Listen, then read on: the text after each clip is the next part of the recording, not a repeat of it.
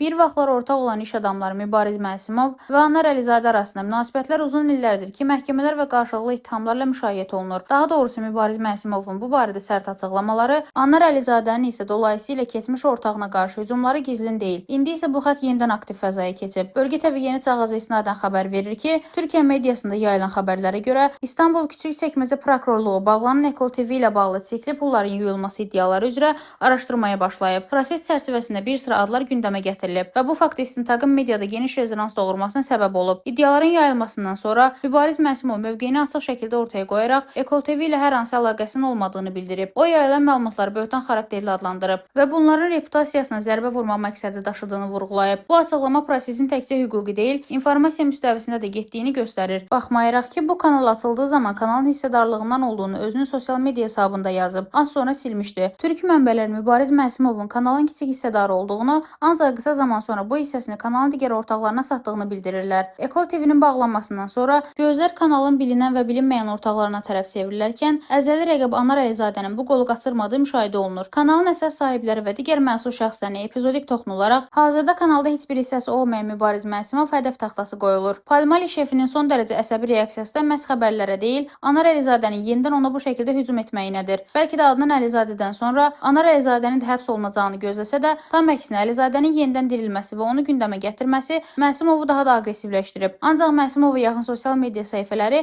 Anar Əlizadəyə birbaşa hücum yerinə Adnan Əhmədzadəni hədəf seçirlər. Yəni Məsimovu açıq müdafiə edib, ona qarayaxma edildiyini bildirən səhifələrdə Anar Əlizadə ilə bağlı hər hansı ittihama yer verilmir. Əvəzində isə məsələyə dəxli olmayan bir sıra sayt və ya şəxslərin ünvanına aqressiv ifadələrdən istifadə olunur. Hər nə qədər Məsimovun müdafiə artilleriyası Anar Əlizadənin adını çəkməsə də, qaranlıq biznesmenin haqqında yazanlar da az deyil. Maraqlıdır ki, paralel olaraq Anar Əlizadə ilə bağlı da ciddi iddialar ortaya atılıb. Xarici mənbələrdə onun Sokar və Maltada qeydiyyatdan keçmiş Alkagesta şirkəti əleyhinə xaricdə məqsədli qara PR kampaniyası apardığı iddia olunur. Bu materiallarda Azərbaycan neft sektoruna dair ağır və əsassız ittihamların səsləndirildiyi bildirilir. Mövcud mənzərə göstərir ki, tərəflər arasındakı savaş artıq klassik biznes mübahisəsi çərçivəsindən çıxıb. Burada kompromatların savaşı gedir. Görünən odur ki, Mübariz Məsimov Anar Əlizadə qarşı durması hələ uzun müddət davam edəcək. Ancaq hər iki tərəfi yaxından tanıyan mənbələr bu informasiya savaşının hələ də sənədlərsiz davam etdiyini söyləyirlər. Bunu isə tərəflərin bir gün barışmaq üçün körpü saxladıqları anlamına gəlib-gəlmədiyini zaman göstərəcək. Rəna Rövşənqızı, Bölgə TV.